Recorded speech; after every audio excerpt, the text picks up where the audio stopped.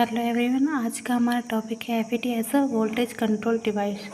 Volt का नियंत्रक के रूप में हम एफईटी का किस तरीके से यूज़ करते हैं। तो हमने क्लासेस के अंदर डिस्कस किया था कि जो एफईटी होता है इसके अंदर हमारे एफईटी के अंदर हमारे 3 टर्मिनल थे, सोर्स, ड्रेन और गेट। यहाँ पर हम सोर्स और गेट पे जो वोल्टेज लगा रहे थे वीजीएस, उसको कंट्रोल करके हम ड्रेन करंट को कंट्रोल कर सकते हैं, इसलिए इसको वोल्टेज कंट्रोल डिवाइस भी कहते हैं। देखिए एफईटी को हमने, अगर हम एफईटी 2 टाइप का था। एक तो हमारे पास एफईटी के 2 टाइप था। आपका फर्स्ट था आपका जेफेट और एक था हमारे पास मॉसफेट। जेफेट और मॉसफेट आपस ये भी 2 टाइप के होते हैं। तो जेफेट की अगर बात करें, जंक्शन फील्ड इफेक्ट ट्रांजिस्टर, इसमें हमने देखा था कि ये 2 टाइप के हो सकते हैं। एक तो हमारा था एन चैनल, दूसरा क्या था पी चैनल। फिर हमने इनके कैरेक्टरिस्टिक्स, स्ट्रक्चर, वर्किंग वगैरह सब कुछ पढ़ी थी। तो यहाँ पर हम वापस से एक बार एन चैनल को देखते हैं। एन चैनल बनाने के लिए हम क्या करते हैं, जर्मेनियम या सिलिकॉन की एक सेमीकंडक्टर लेते हैं। इसको हमने, इसकी डोपिंग की हमने पी टाइप की, एन टाइप की जो इम्प्योरिटी है उसकी डोपिंग की है। फिर यहाँ पर हम हल्की सी डोपिंग करते हैं पी टाइप इम्प्योरिटी की, और यहाँ पर भी हम करते हैं पी टाइप इम्प्योरिटी की। ये हमारा टर्मिनल कौन सा होता है, सोर्स। ये हो गया ड्रेन, और यहाँ पर हमारा था गेट टर्मिनल। अब हम यहाँ पर क्या पढ़ा था कि हमें जो गेट और सोर्स पे जो वोल्टेज देंगे उसको रखना है रिवर्स बायस में, रिवर्स बायस में रखना है। तो यहाँ पर हम इसको वापस से बनाते हैं। तो यहाँ पे हमने क्या देखा था कि वीजीएस को हम क्या रखते हैं, रिवर्स बायसिंग वोल्टेज देते हैं। हम सोर्स और गेट को रिवर्स बायसिंग वोल्टेज देते हैं। जैसे ही हम यहाँ पर रिवर्स बायसिंग वोल्टेज दे रहे हैं, पी यहाँ पर नेगेटिव से जुड़ा हुआ है और यहाँ पे पॉजिटिव से जुड़ा हुआ है। जब हम यहाँ पर रिवर्स बायसिंग वोल्टेज की वैल्यू बढ़ाएंगे तो यहाँ पे जो डिप्लीशन रीजन बन रहा है, यहाँ पे पी और एन, यहाँ पे एक जंक्शन बनेगा, इधर भी पी और एन एक जंक्शन बनेगा, यानी कि 2 डिप्लीशन लेयर बनेगी। उस डिप्लीशन लेयर की जो चौड़ाई होगी वो बढ़ेगी, जिससे हमारे पास जो आउटपुट करंट है, जो आईडी, जो ड्रेन करंट होगी वो कम मिलेगी। और यहाँ पर जो वीडीएस वोल्टेज जब हम अप्लाई करेंगे, तो जब वीडीएस वोल्टेज लगाएंगे यहाँ पे नेगेटिव है, तो यहाँ पर सोर्स टर्मिनल के पास भी क्या आ जाएगा, हमारे पास नेगेटिव चार्ज आ जाएगा। तो ये नेगेटिव चार्ज इस एन जो हमारे पास जंक्शन है, उसके जो मेजॉरिटी चार्ज जो कैरियर जो इलेक्ट्रॉन्स है उसको रिपल करेंगे। उसको रिपल करने से इलेक्ट्रॉन सोर्स से ड्रेन की ओर मूव करेंगे, जिससे हमें एक आउटपुट करंट मिलेगी आईडी, जिसकी डायरेक्शन होगी ड्रेन से सोर्स की ओर। ठीक है, यानी कि इसको देखने पर हमें क्या पता चल रहा है कि जो आईडी, जो आउटपुट करंट है, वो किसका फंक्शन है, वीजीएस और वीडीएस, इन दोनों वोल्टेज पे डिपेंड कर रही है। आईडी में चेंज निकालना है तो हम इसका क्या करेंगे, partial differentiation. ID is equals to क्या हो जाएगा, इधर del ID upon del VGS, और वापस यहाँ पे क्या आ जाएगा, del VGS plus del ID upon del VDS, del VDS. अगर हम स्मॉल चेंज की बात करें कि यहाँ पे जो चेंजेस हो रहा है वो बहुत ही कम हो रहा है, तो यहाँ पर आईडी को हम किसके इक्वल लिखेंगे, डेल आईडी को हम लिखेंगे ID del VGS. Del VGS को किसके इक्वल लिखेंगे, वीजीएस के, और डेल वीडीएस किसके इक्वल हो जाएगा, वीडीएस के। तो हमारे पास जो वापस से इस इक्वेशन को लिखेंगे तो क्या बनेगी, आईडी, अच्छा सॉरी स्मॉल आई करना है यहाँ पे, आईडी इज इक्वल्स टू क्या हो जाएगा, del ID upon del VGS, और डेल वीजीएस को हम क्या लिखेंगे, VGS plus del ID upon del VDS, और यहाँ पे हो जाएगा वीडीएस।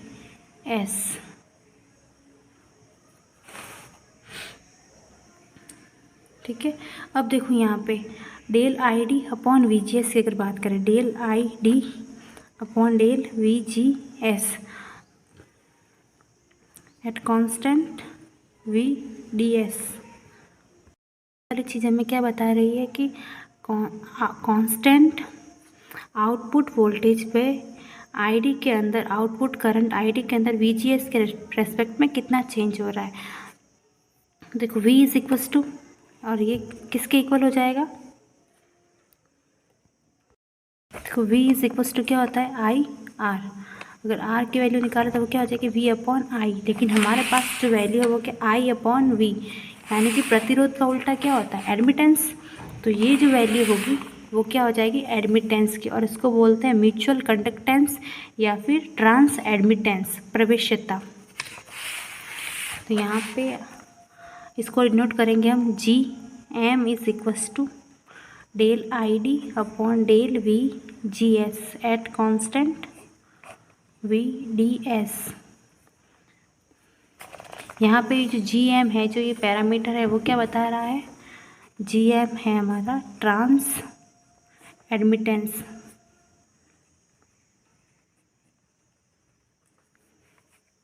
प्रवेश्यता। ओके, अगर यहाँ पर हम जी एम में स्मॉल चेंज की बात नहीं करें, इस तरीके से लिखिए G M is equals to I D upon V G S. तो यहाँ से आई डी की वैल्यू क्या मिल जाएगी हमें, G M V G S. अब जो नेक्स्ट हमारा del I D upon del V D S at constant V G S. तो ये जो हमारे पास क्या है, आउटपुट वोल्टेज के रिस्पेक्ट में आउटपुट करंट के अंदर कितना चेंज हो रहा है, वो ये चीज़ है। तो यहाँ पर इसको डिनोट करें तो 1 अपॉन ये आर डी की वैल्यू हो जाएगी, 1 अपॉन आर डी की वैल्यू होगी। यहाँ पे आर डी है आपका आउटपुट रजिस्टेंस है, तो R D is equals to क्या हो जाएगा हमारे पास del V D S upon del I D at constant V G S. अगर यहाँ से भी अगर हम आई डी की वैल्यू निकालें, अगर स्मॉल चेंज की बात नहीं कर रहे हैं हम यहाँ पर, तो I D is equals to क्या हो जाएगा R D sorry V D S upon R D. ये जो हमारे पास आई डी की वैल्यू आई है, इसको हम हमारे पास जो इक्वेशन थी, ये वाली इक्वेशन, इस इक्वेशन में पुट करेंगे। यहाँ पे जो वैल्यू है वो इस इक्वेशन में पुट करेंगे, तो वैल्यू क्या हो जाएगी हमारे पास, I D is equals to G M V G S plus V D S upon R D. अगर यहाँ से इसका सर्किट डायग्राम बनाए तो कुछ इस तरीके से बनेगा।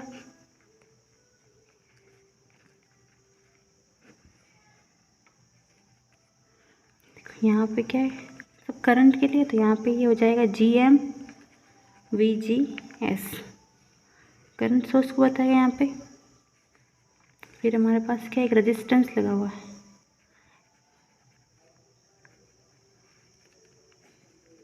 आर डी, और यहाँ पे हमारे पास है output voltage V D S, और करंट है हमारी आई डी। यहाँ पे इसका सर्किट डायग्राम होगा वो कुछ इस तरीके से होगा। तो FET as a voltage control device में यूज़ करना है, तो यहाँ पे हम वीजीएस को, देखो यहाँ पर हमारे जो ड्रेन करंट है, जो आउटपुट करंट है, वो किस पे डिपेंड कर रही थी, वीजीएस और वीडीएस पे ही डिपेंड कर रही है, इन वोल्टेज पे ही डिपेंड कर, इन वोल्टेज अप्लाइज वोल्टेज की वैल्यू को हम फिक्स करके हम इस आईडी को कंट्रोल कर सकते हैं। इसीलिए इसको एफईटी को वोल्टेज कंट्रोल डिवाइस भी कहते हैं। नेक्स्ट जो हमारा टॉपिक है वो है लार्ज सिग्नल एम्पलीफायर्स। इनको पावर एम्पलीफायर्स भी बोलते हैं, शक्ति प्रवर्धक, है ना। जो वोल्टेज एम्पलीफायर होते हैं वो हमारे स्मॉल सिग्नल एम्पलीफायर होते हैं। इनको स्मॉल सिग्नल एम्पलीफायर इसलिए बोलते हैं कि जो वोल्टेज और जो करंट है उसकी स्मॉल रेंज में ही काम करते हैं। लेकिन कई बार ऐसा होता है कि हमें वोल्टेज और जो करंट है उस एम्पलीफिकेशन जब उसका हो रहा है, तो हमें बहुत ही ज़्यादा मात्रा में उसका हैंडल करने की ज़रूरत पड़ती है। तो वहाँ पर जो हम एम्पलीफायर यूज़ में लेते हैं उन्हें लार्ज सिग्नल एम्पलीफायर या फिर पावर एम्पलीफायर कहते हैं, क्योंकि ये जो वोल्टेज और करंट की लार्ज रेंज होगी उसमें काम करते हैं, उसका एम्पलीफिकेशन करते हैं। ये जो लार्ज सिग्नल एम्पलीफायर होते हैं, ये जो हम इनपुट सिग्नल देते हैं उनकी पावर का एम्पलीफिकेशन करते हैं, उनकी पावर का एम्पलीफिकेशन करते हैं, इसलिए इनको पावर एम्पलीफायर भी कहा जाता है।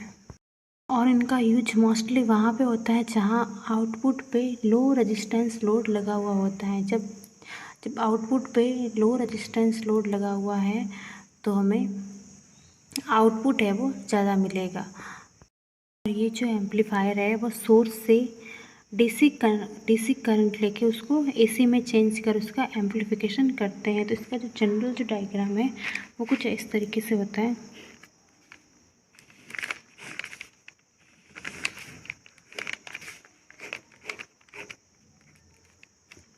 यहाँ पर जैसे कि हम कोई इनपुट दे रहे हैं, इनपुट सिग्नल है माइक्रोफोन से, जैसे कि हम अगर एग्जांपल की अगर बात करें इसका, तो लाउड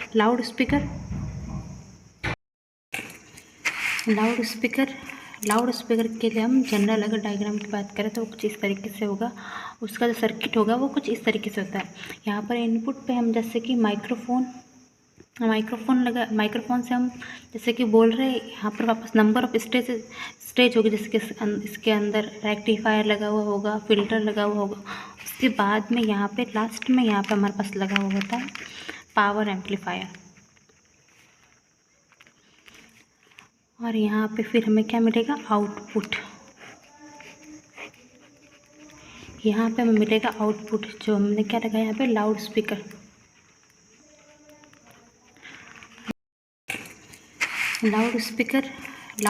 के लिए हम जनरल अगर डायग्राम की बात करें तो वो कुछ इस तरीके से होगा। उसका जो सर्किट होगा वो कुछ इस तरीके से होता है। यहाँ पर इनपुट पे हम जैसे कि माइक्रोफोन से हम जैसे कि बोल रहे हैं, यहाँ पर वापस नंबर ऑफ स्टेज होगी, जैसे कि इसके अंदर रेक्टिफायर लगा हुआ होगा, फिल्टर लगा हुआ होगा। उसके बाद में यहाँ पे लास्ट में यहाँ पे हमारे पास लगा हुआ होता है पावर एम्पलीफायर। और यहाँ पे फिर हमें क्या मिलेगा, आउटपुट। यहाँ पे हमें मिलेगा आउटपुट, जो हमने क्या लगाया यहाँ पे लाउड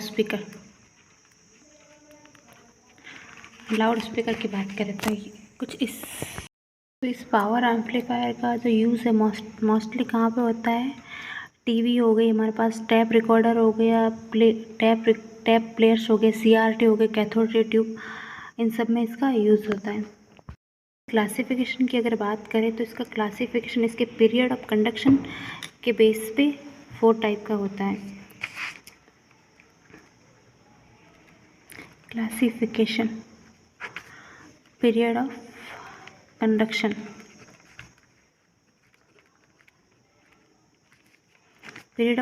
का इसका मतलब क्या है कि इनपुट साइकिल का कितना पार्ट है वो आउटपुट साइकिल के लिए फ्लो हो रहा है। उसके बेस पे हमारे पास इसका जो टाइप होंगे वो 4 होंगे। पहला होगा क्लास ए एम्पलीफायर, दूसरा है क्लास बी एम्पलीफायर, तीसरा क्लास सी एम्पलीफायर और चौथा होगा क्लास EB एम्पलीफायर। तो हमें यहाँ पे क्लास ए, क्लास बी और क्लास सी एम्पलीफायर के बारे में पढ़ना है, ठीक है। अब हमने क्या बोला कि ये इसका जो क्लासिफिकेशन हो रहा है वो पीरियड ऑफ कंडक्शन के बेस पे हो रहा है, यानी कि इनपुट सिग्नल का जो कितना पार्ट है वो आउटपुट के लिए फ्लो हो रहा है, यानी कि साइकिल के अंदर इनपुट सिग्नल का कितना पार्ट है वो यूज़ आ रहा है आउटपुट के लिए। तो पहले हम बात करेंगे क्लास ए एम्पलीफायर की। क्लास ए एम्पलीफायर, तो क्लास ए एम्पलीफायर के अंदर जो इनपुट सिग्नल का जो पूरा का पूरा जो पार्ट है, जो पूरा का पूरा इनपुट सिग्नल का पूरा साइकिल है वो आउटपुट सिग्नल के लिए फ्लो हो, यानी कि क्लास ए एम्पलीफायर में अगर हम सिग्नल की बात करेंगे तो जैसे ये इनपुट सिग्नल हो गया हमारे पास, तो इस पूरे का पूरे साइकिल का यहाँ पर एम्पलीफिकेशन होगा, यानी कि आउटपुट पे हमें जो आउटपुट सिग्नल मिलेगा वो इस तरीके से होगा। पूरा साइकिल इसका पूरे साइकिल का इनपुट सिग्नल के पूरे साइकिल का यहाँ पे एम्पलीफिकेशन होगा। यहाँ पे अगर इसका कंडक्शन एंगल देखें तो वो कितना हो जाएगा, 360 है जो इसका कंडक्शन एंगल हो जाएगा। अब हमें यहाँ पर इस पूरे साइकिल को आउटपुट पर लेना है, तो यहाँ पे जो ट्रांजिस्टर होगा वो पूरे साइकिल के लिए फॉरवर्ड बायस में रहेगा। और इसके अंदर जो क्यू पॉइंट होगा, पहला पॉइंट तो आपको ये याद रखना है कि ये फॉरवर्ड बायसिंग में रहेगा पूरा। दूसरा, इसके अंदर जो क्यू पॉइंट होगा वो एक्टिव रीजन के अंदर रहेगा। क्यू पॉइंट है वो एक्टिव रीजन में रहेगा। क्यू पॉइंट हमने पढ़ा था पहले, क्या होता है क्यू पॉइंट और सब कुछ पढ़ा था। तो एक्टिव रीजन के अंदर रहेगा क्यू पॉइंट। इसका मतलब क्या हुआ, इसके अंदर जो डिस्टॉर्शन होगा वो मिनिमम होगा।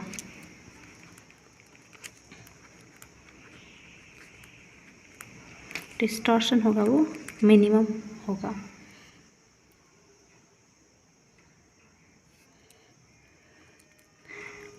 और इसका जो 4th पॉइंट कंडक्शन एंगल वो हो जाएगा 360